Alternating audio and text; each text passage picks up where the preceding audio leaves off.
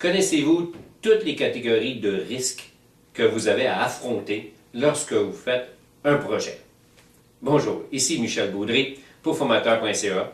Bienvenue à cette capsule où que nous traitons déjà depuis un certain temps les caractéristiques, les catégories, les risques que nous retrouvons dans un projet en tant que tel. Donc dans ce volet, nous allons avoir deux catégories de risques que nous allons explorer. Celui qui est les risques de litige avec le client. Donc, il faut considérer en partant un projet, en commençant, en débutant, et il faut regarder sur la planification. Quand le client veut que son projet soit terminé. Est-ce que c'est réaliste? Est-ce qu'on peut le faire avec les moyens que nous avons? Est-ce qu'on est capable de le planifier avec lui, toutes les étapes qu'un projet prend? Donc, il est très important, puis il arrive souvent des litiges avec les clients sur la planification.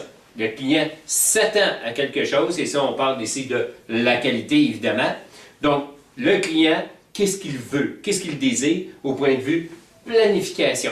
Il est très important de s'attendre, de s'attarder sur ce point-là.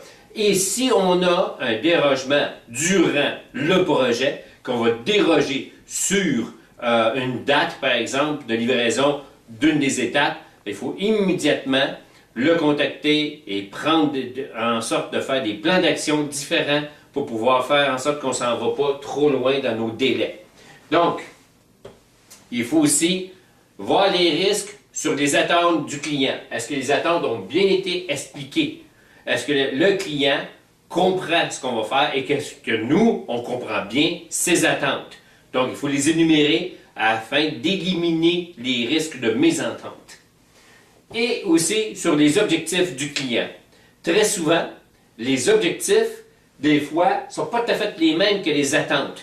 Il y a des différences. Pourquoi le client? Qu'est-ce qu'il veut faire le client avec son projet? Si c'est un entrepôt, si c'est une nouvelle machinerie qu'on rend dans l'entreprise, si c'est une nouvelle construction d'une nouvelle usine, c'est quoi l'objectif?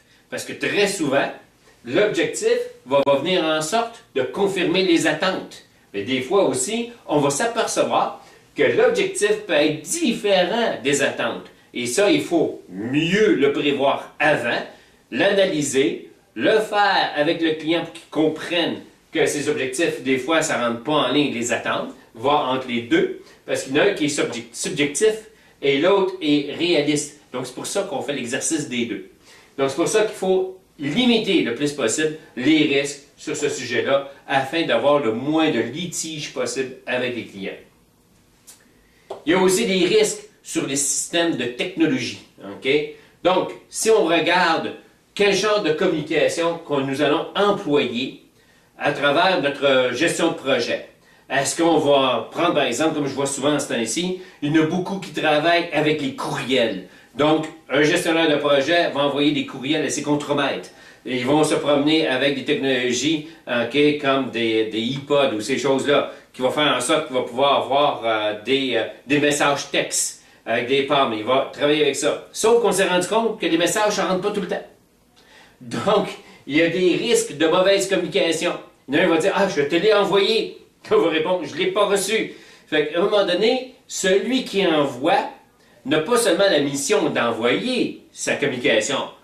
Sa mission, c'est de s'assurer que la personne a bien reçu le message qu'il veut envoyer.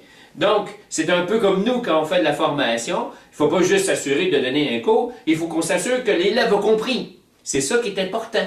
Donc, c'est la même chose ici en création, et il faut s'assurer que les personnes ont bien compris, ont bien reçu le message. Donc, il faut aller un petit peu plus loin, puis il faut très faire attention sur notre choix que nous allons utiliser dans la communication, au point de vue technicalité, et aussi notre choix d'informatique. Très important pour que l'informatique ou le système que nous choisissons pour travailler dans la gestion de projet soit adéquat avec la grandeur, la grosseur du projet en tant que tel. Donc ça, c'est important. Et c'est important aussi de faire en sorte d'éliminer le plus de risques possible. Donc, ceci, c'est les deux catégories de risques que nous voyons dans cette capsule. La prochaine capsule, nous allons terminer avec les deux dernières catégories de risques. Donc, soyez-y, ici Michel Baudry, je vous remercie.